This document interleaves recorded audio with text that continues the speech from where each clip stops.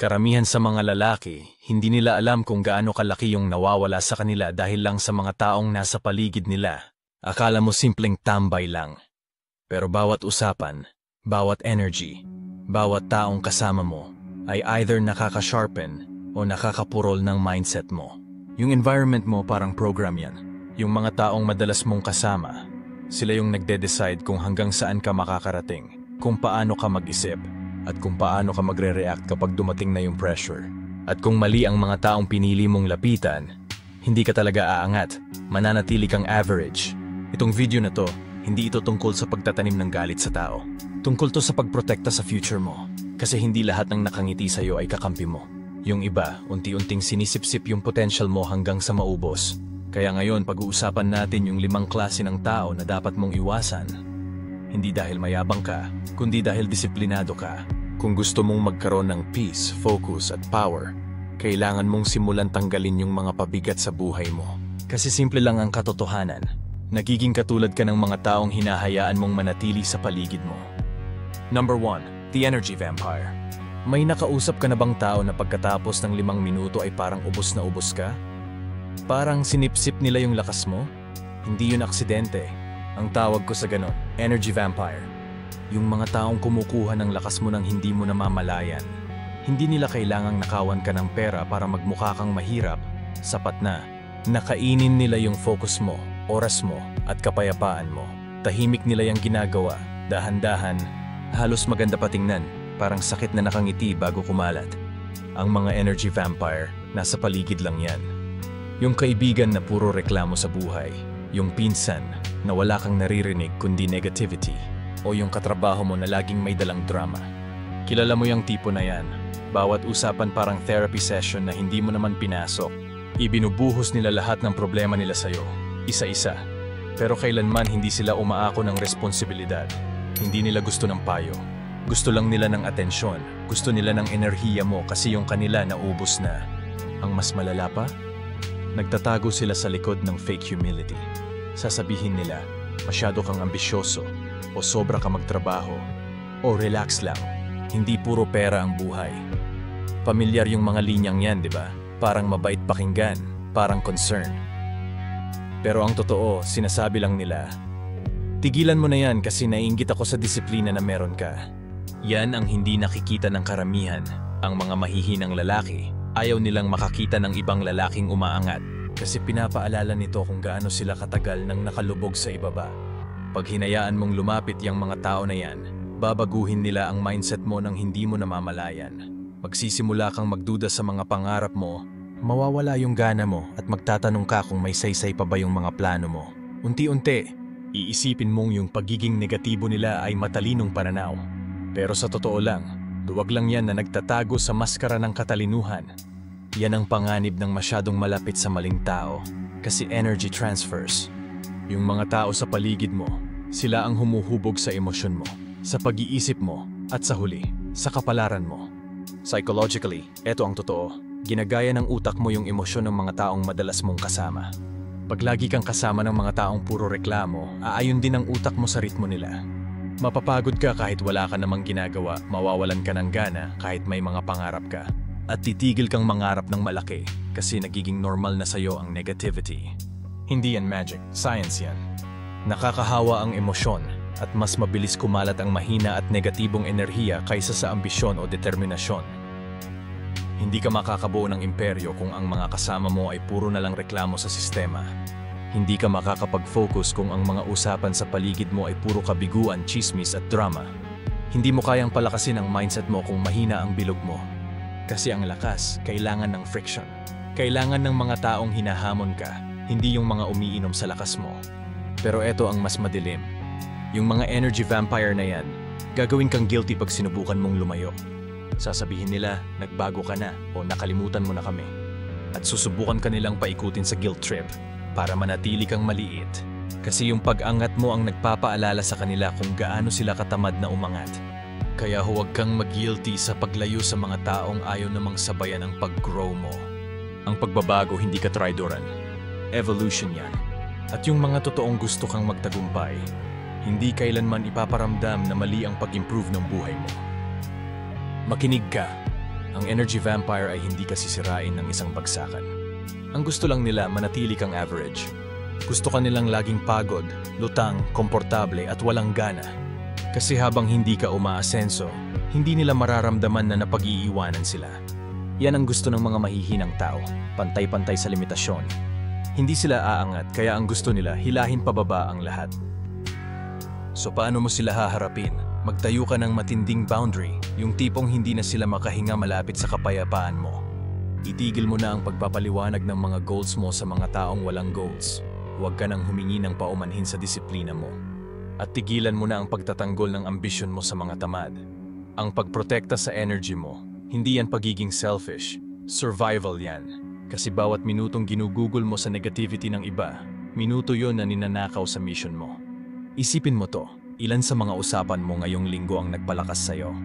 Ilan ang nagbigay ng clarity, motivation o purpose? At ilan naman yung nag-iwan sa'yo ng pagod, inis o distraction? Yung sagot dyan, yun ang magpapakita kung sino ang mga vampira sa buhay mo. Putulin mo na sila. Walang pagdadalawang isip, walang paghingi ng tawad. Kung kailangan mong maglakad mag-isa, okay lang. Mas mabuting maglakad mag-isa sa tahimik kaysa maglakad kasama ang mga taong nilalayo ka sa kapalaran mo. At eto ang paradox. Pag tinanggal mo ang mga energy vampire, mararanasan mo bigla ang katahimikan. Babalik yung focus mo. Mararamdaman mong buhay ka ulit. Hindi dahil gumaan ang buhay, kundi dahil nawala ang ingay. Pero wag kang masyadong makampante, kasi yung susunod mas delikado. Ang energy vampire, inuubos ang drive mo. Pero yung susunod na lalaki, kinokontrol ang emosyon mo.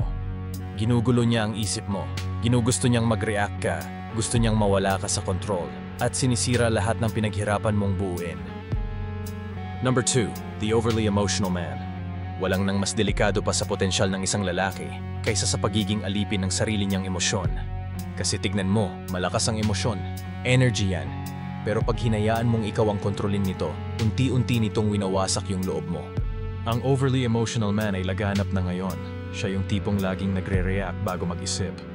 Yung nalilito sa pagitan ng nararamdaman at ng katotohanan. Yung hinahayaan na ang mood niya ang magdikta ng disiplina niya. Isang insulto lang, nawawala agad sa sarili. Isang rejection lang, nasisira agad. Isang pangit na araw lang, kaya niyang sirain lahat ng pinagpaguran niya ng ilang buwan kasi wala siya sa mood. Predictable tong klaseng lalaki. At pag predictable ka, mahina ka. Hindi ka mapagkakatiwalaan sa oras ng gulo. Hindi ka pwedeng kasangga sa laban. Kasi sa sandaling dumating ang pressure, bumibigay ka sa emosyon. At kapag emosyon na ang naghari, namamatay ang logic. Tandaan mo to, ang emotional control ay hindi tungkol sa pagpigil sa nararamdaman mo, kundi sa pagmaster nito. Lahat ng lalaki nakakaramdam ng galit, takot, selos, lungkot. Normal yan, tao ka. Pero ang tunay na pagkakaiba ng isang mandirigma at isang mahina ay kung paano nila ginagamit yung emosyon na yan. Ang malakas na lalaki, ginagawang gasolina ang emosyon para umaksyon. Ang mahina, hinahayaan niyang lamunin siya nito.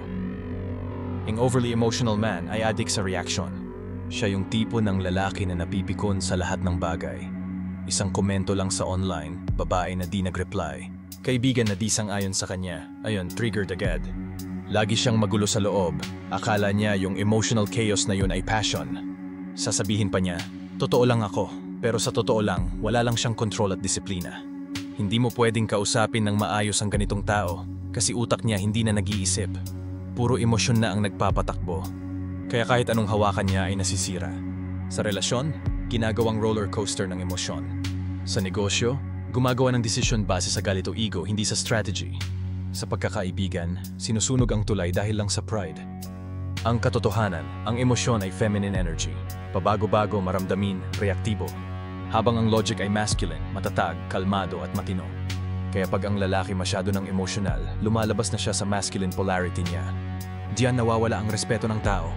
Diyan rin nawawala ang attraction ng babae.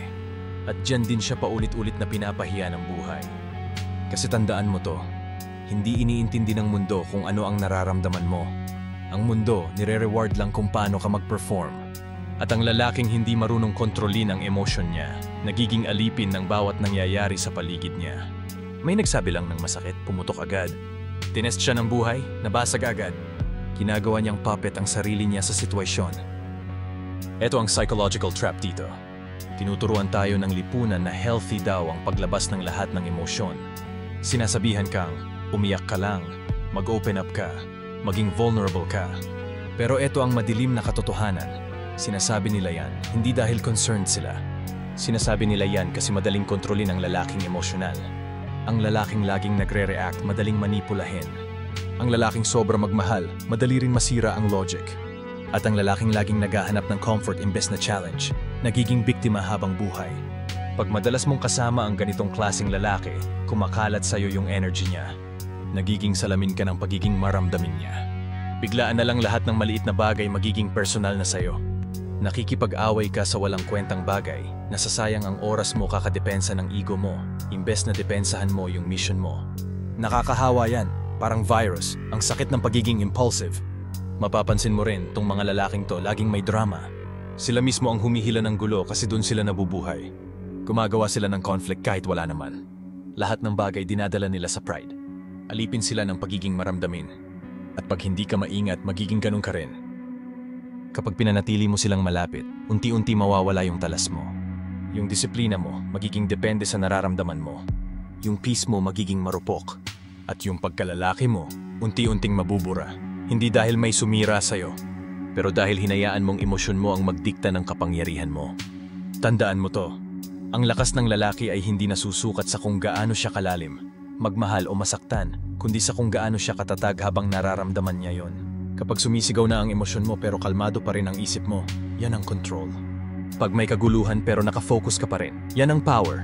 Pag sinusubukan kang galitin ng mga tao pero ang sagot mo ay tahimik at malinaw, yan ang tunay na masculinity.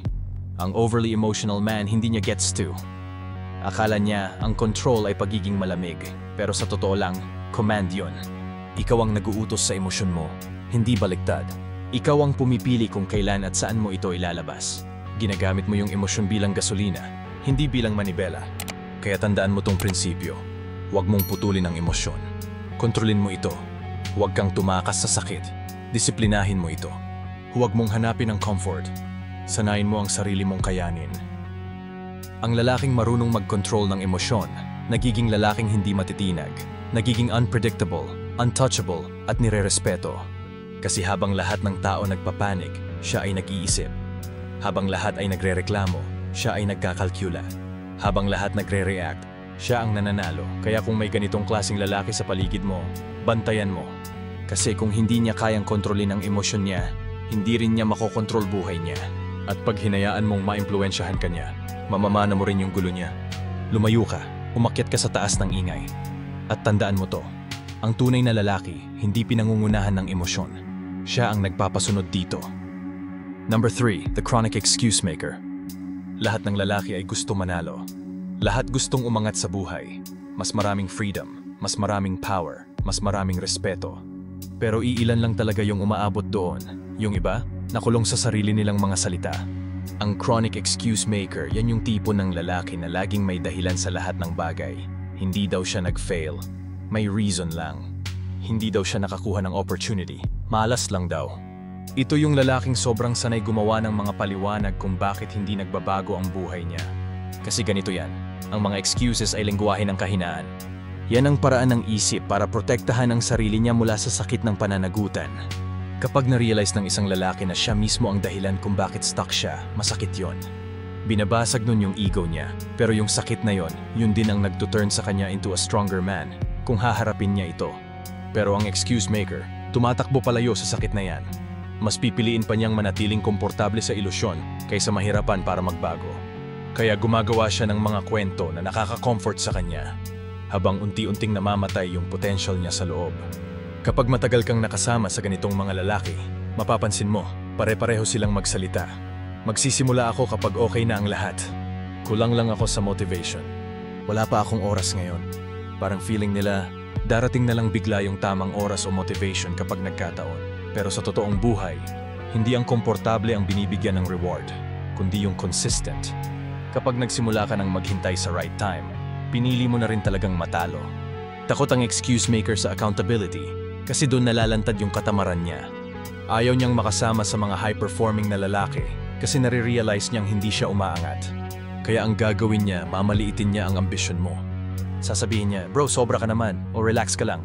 Gagamitin niya yung inggit bilang advice. Pero ang totoo, gusto lang niyang palabasin na sobra ka para magmukhang normal yung kahinaan niya. At yan ang delikado. Nakakahawa ang excuses. Kapag palagi kang nakikisama sa mga lalaking laging may dahilan, mahahawa ka rin. Matututo kang makipag-negotiate sa sarili mo. Sasabihin mo, okay lang, skip ko muna gym ngayon, or bukas na lang ako gagawa. Hanggang sa maging taon na yung mga bukas. Hindi mo na mapapansin, sanay ka na sa pagiging average. At kapag nasanay ka na sa comfort, patay na yung edge mo. Ang excuse maker, hindi lang sinasayang ang sarili niyang buhay, pumapatay din siya ng potential sa mga taong nakapaligid sa kanya. Gumagawa siya ng culture ng pagiging mahina. Grupo ng mga lalaking puro salita lang, pero walang aksyon. Makikita mo sila, puro usapan ng mga pangarap na hindi sinisimulan, mga goal na hindi gagalawin, mga business na hindi itatayo. Puro ingay, walang laman, ambisyon na walang ngipin. At ito ang pinakamasamang parte. Ang mga excuses hindi tunog kahinaan, tunog logic sila, kaya sila mapanganib. Hindi pa tamang oras? Wala pa akong pera. Kailangan ko munang pag-isipan. Parang matalino pakinggan, pero poison yan na nakadisguise bilang reason. Ang totoo, lahat ng lalaking nagtagumpay, nagsimula kahit hindi pa sila handa. Gutom, takot at walang kasiguraduhan, pero nagsimula pa rin. Samantalang ang excuse maker, hinihintay ang certainty na hindi kailanman darating. Ang kapalit ng pakikipagkaibigan sa ganitong tao ay simple lang. Sisirain nila ang standards mo. Unti-unti kang hihinto sa pagdemand ng excellence sa sarili mo kasi pinaramdam nilang okay lang maging average. Pagtatawanan nila kapag nagsusumikap ka. Gagawing biro yung disiplina mo. Sasabihin nilang addict ka or obsessed. Pero ang totoo, yung obsession na yan ang naghihiwalay sa mga lalaking may purpose at sa mga lalaking puro dahilan. Ang totoong lalaki, hindi gumagawa ng excuse, gumagawa ng resulta. Hindi siya nagsasabing hindi ko kaya, kundi paano ko gagawin. Hindi siya nagrereklamo sa sitwasyon, ina-adjust niya ang sarili niya. Ang buhay ay unfair para sa lahat. Pero ang malalakas na lalaki, ginagamit yung unfairness bilang gasolina. Ang mahihina ginagawang kwento. Ito ang totoo. Tuwing dinedepensahan mo yung mga excuses mo, dinedepensahan mo rin yung sarili mong pagkakakulong. Pinoprotektahan mo pa yung bagay na pumipigil sa'yo. Kaya sinasabi ko sa mga lalaki, alisin mo yung excuse maker sa paligid mo at patayin mo rin yung excuse maker sa sarili mo. Kasi walang mas delikadong kalaban kaysa sa boses na nagsasabi na, okay lang, wag mo na subukan. Yung excuse maker, gugugol ng taon kaka-explain kung bakit hindi siya successful. Habang may ibang lalaki, may parehong problema, pero nagtagumpay pa rin. Hindi yun dahil sa swerte o timing, nasa mindset yun. Yung isa piniling kumilos, yung isa piniling magpaliwanag. Kaya kapag nakakita ka ng ganitong pattern sa isang tao, yung puro dahilan, puro self-pity na mukhang logic, puro next time. Intindihin mo, hindi lang niya kinukwento ang buhay niya. Pinapakita niya kung ano ang magiging future mo kung hindi ka lalayo. Kaya umiwas, huwag ka nang makipagtalo, huwag ka nang magpaliwanag. Panoorin mo lang kung anong ginagawa niya. Kasi ang kilos ng lalaki, yun ang totoong nagsasabi kung sino siya. Ang excuses ay lengguwahe ng pagiging average. Ang accountability ay lengguwahe ng kapangyarihan. At hanggang hindi mo tinatanggal ang mga lalaking puro dahilan, hindi mo matututunang magsalita ng may kapangyarihan.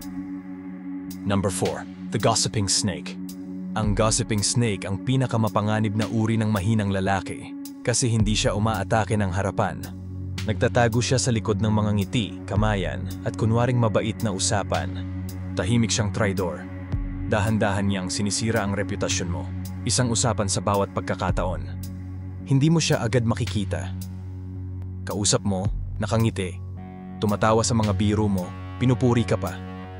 Pero pagtalikod mo, nagiging lason ang bibig niya.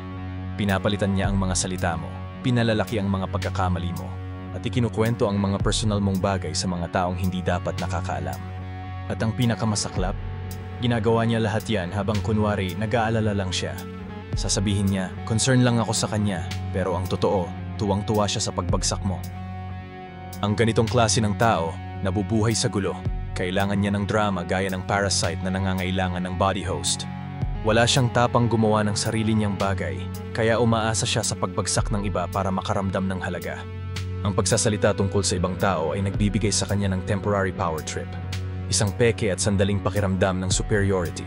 Pero sa ilalim ng lahat ng yan, puro insecurity. Pinag-uusapan niya ang iba kasi takot siyang harapin kung gaano siya ka-average.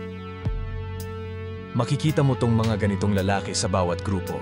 Sila yung mga hindi nauubusan ng chismis kung sino ang bumagsak, sino ang niloko, sino ang may problema. Walang usapan tungkol sa ideya, negosyo, growth o goals, puro chismis, puro ingay.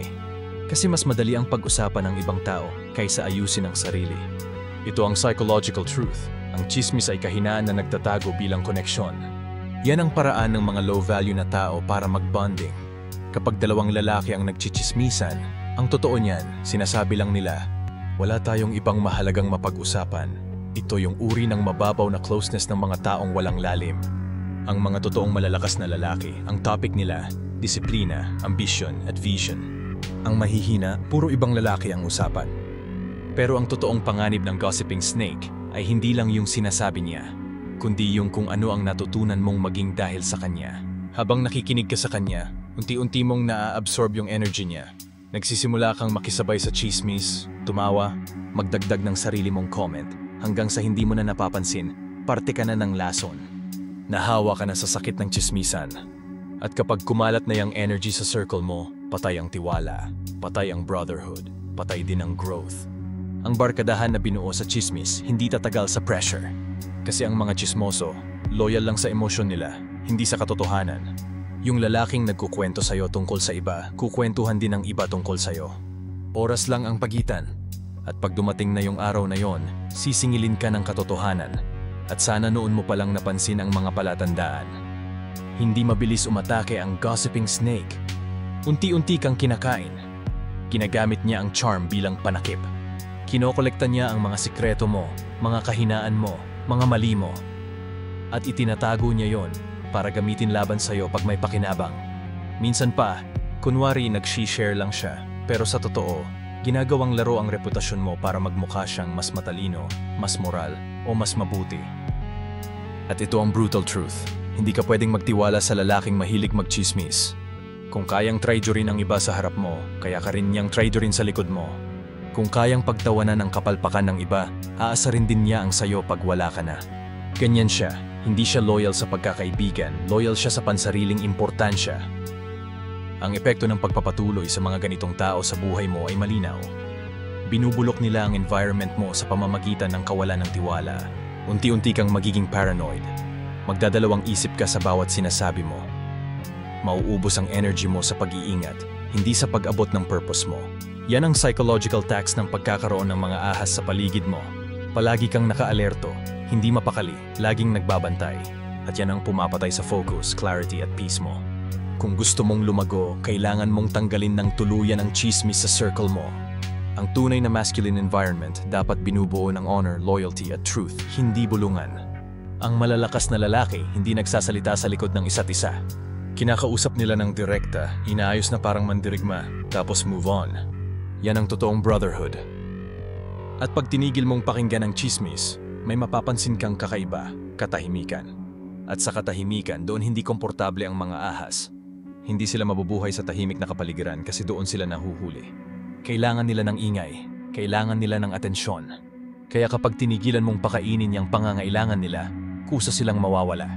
Kaya tandaan mo to, huwag kang magtitiwala sa lalaking nagdadala ng pangalan ng ibang lalaki. Huwag kang magtiwala sa lalaking hindi marunong magtago ng lihim. At huwag mong ibaba ang sarili mo para lang makisabay sa mga taong kailangan ng chismis para maramdaman nilang buhay sila. Dahil ito ang katotohanan, ang chismis ay sandata ng mga walang kapangyarihan. Ang mga totoong lalaki, hindi sinasayang ang hininga nila pag-usapan ng iba. Ginagamit nila ito para magplano, magtayo, at magtagumpay. Laging malalaman ang gossiping snake sa kilos niya. Panoorin mo kung paano siya magsalita. Panoorin mo kung paano siya mag-react kapag umaangat ang iba. Kung una niyang instinct ay maliitin, questionin, o pagtawanan, yun na ang senyales. Putulin mo na agad. Huwag ka nang magpaliwanag, huwag ka nang magbabala. Mawala ka na lang ng tahimik. Kasi pag tinanggal mo ang chismis sa buhay mo, lilinaw ang circle mo, titindi ang focus mo at magiging mapanganib ang enerhiya mo. Protektahan mo ang circle mo gaya ng pagprotekta mo sa pangalan mo. Kasi kapag pinasok ng mga ahas ang sirkulo mo, nasa kalahati ka na ng pagkasira. Number 5, the dream talker. Ang dream talker, siya yung tipo ng lalaking harmless tingnan. Parang mabait, parang chill, pero dun mismo nagtatago yung delikado niyang side. Kasi kahit parang laging may malaking balak, hanggang salita lang talaga siya. Ilang taon na siyang on the edge of greatness, pero hindi pa rin tumatalon. Laging may plano, laging may kwento, laging may pangarap, pero walang aksyon. Lagi niyang sinasabi na may business daw siya na sisimulan, na magwo-workout na daw siya, na magiging successful daw siya balang araw. Pero pag pinanood mo ng mabuti, walang nagbabago. Yung bibig niya ang pinakamasipag sa kanya, hindi utak, hindi kamay. Hindi siya nabubuhay sa realidad, nabubuhay siya sa potential. Addicted siya sa ideya ng pagiging great, pero takot siya sa hirap na kailangan para makarating doon. Yan ang malaking pagkakaiba. In love siya sa fantasy, hindi sa disiplina. Parang lalaking araw-araw tinititigan ng espada pero di marunong humawak. Mas madali kasing isipin na warrior ka, kaysa magdugo para maging isa. Mahilig siyang magsabi ng manifestation, tamang timing, hintayin ko lang yung perfect moment. Pero yung perfect moment na yon, hindi dumarating. Kasi hindi naman siya naghihintay ng opportunity, iniiwasan lang niya ang responsibility. Tinatago niya yung takot niya sa likod ng mga optimistic na palusot. At ang malungkot pa dito, hindi niya alam na ginagawa niya na yon. Sa isip niya, nagpe-prepare pa rin siya. Pero sa totoo lang, takot lang siya. Takot mabigo, takot magsimula, takot malaman na baka hindi pala siya kasing talino ng iniisip niya. Kasi pag sinimulan na niya, mamamatay na yung ilusyon. At para sa mahihinang lalaki, ilusyon ang lahat. Ang dream talker, ang nakapalibot sa kanya ay puro kagaya rin niya.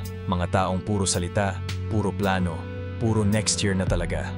Gumagawa sila ng maliit na mundo ng pantasya, kung saan lahat future winner, pero walang tunay na achiever. Nagpapalitan sila ng mga linya na gasgas na, "Bro, this year iba na. Promise, sisimulan ko na talaga. Gusto ko lang ayusin mindset ko muna." Pero ayun, wala pa ring nangyayari. Kasi mura ang salita. At ang motivation na walang galaw, parang sariling kalandian lang. Nakaka-good vibes pero walang resulta. Ito ang madilim na katotohanan. Habang mas madalas mong pag-usapan ang pangarap mo, mas bumababa ang chance mong matupad yon. Ang tawag ng psychologist dito ay social reality effect. Pag pinag-uusapan mo yung goals mo, nagre-release ng dopamine ang utak mo. Parehong chemical na nilalabas kapag may totoong achievement. Kaya akala mo accomplished ka na kahit wala ka pang ginagawa. Kaya tuloy ka lang ng tuloy kakasabi, hanggang sa dumaan na ang taon at puro kwento na lang ang naiwan.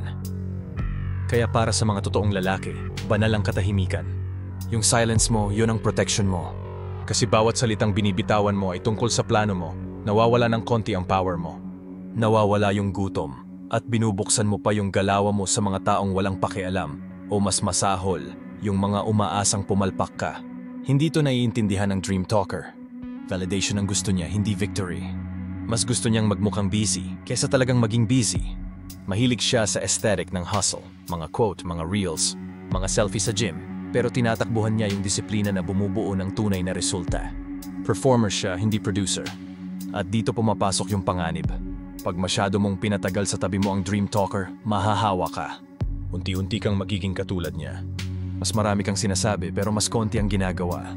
Mas proud ka sa pag-iisip pero tamad kang kumilos. At dahan-dahan mamamatay yung instinct mo. Yung masculine edge mo mapurol. Kasi ang tagumpay, hindi nangangailangan ng salita, kailangan ng galaw. Yung mga totoong lalaki, sila yung nauunang gumalaw, nauunang masaktan, nauunang sumugal. Ang totoong power nasa execution, hindi sa expression. At yan ang hindi kailanman maiintindihan ng dream talker. Lagi lang siyang malapit na. Lagi siyang mag-uumpisa na. Lagi siyang naghihintay lang ng tamang oras. Pero hindi naghihintay ang buhay. Hindi tumitigil ang oras para sa mga nag-aalangan. Habang nakatayo ka lang, may iba nang tumatakbo papunta sa unahan. Kaya isa sa pinaka-importanting disiplina ng isang lalaki, strategic silence. Huwag mong ipagsabi kung ano ang gagawin mo, gawin mo lang. Hayaan mong makita ng tao ang resulta, hindi yung rehearsal.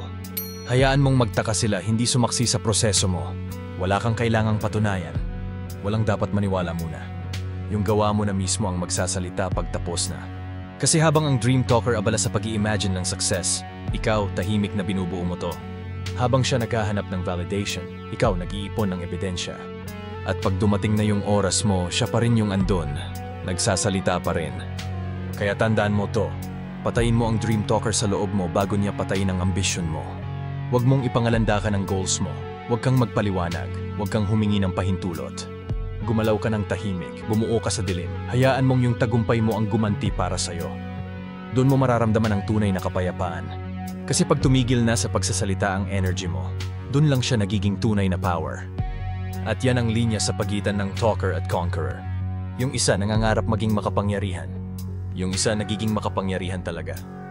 Sa puntong to, nakita mo na yung 5 klase ng parasite. The energy vampire, the overly emotional man, the chronic excuse maker, the gossiping snake, and the dream talker. Ang pagputol ng connection sa kanila ay hindi kabastusan, kundi maintenance. Hindi mo naman hinahayaan manatili ang bulok na pagkain sa ref mo dahil mabait ka, di ba? Itinatapon mo agad bago pa kumalat ang amoy at masira lahat. Ganon din sa mga tao. Kasi ito ang totoo. Yung sirkulo mo, either inaangat ka o hinahatak ka pababa. Walang gitna. At bawat araw na ginugugol mo sa piling ng mga mahihina, unti-unting nauubos ang lakas mo. Ang daan papunta sa power, nakakalungkot sa simula, pero malinis sa dulo. Mawawalan ka ng kasama, pero magkakaroon ka ng linaw. Mawawalan ka ng comfort, pero makukuha mo ang control. Mawawala ang ingay, pero kapalit nun ay kapayapaan. Ito ang tinatawag na the cleansing, ang muling pagsilang ng isang lalaki sa pamamagitan ng paglalayo sa mali. Kasi pag tuluyan mo ng pinutol yung mga maling tao, luminaw bigla ang isip mo, nagising yung ambisyon mo, at mararamdaman mong parang sumasang-ayon ang mundo sa kagustuhan mo. Kaya ito ang maging filter mo. Kapag ubos ka sa energy, patahimikin mo sila. Kapag nalunod sila sa emosyon, lampasan mo sila. Kapag puro palusot, ilantad mo. Kapag chismoso, kalimutan mo. At kapag puro pangarap lang, daigin mo sa gawa. Protektahan mo ang energy mo na parang buhay mo na ang nakataya. Kasi totoo, nakasalalay talaga dito ang buhay mo. Maraming salamat sa panonood.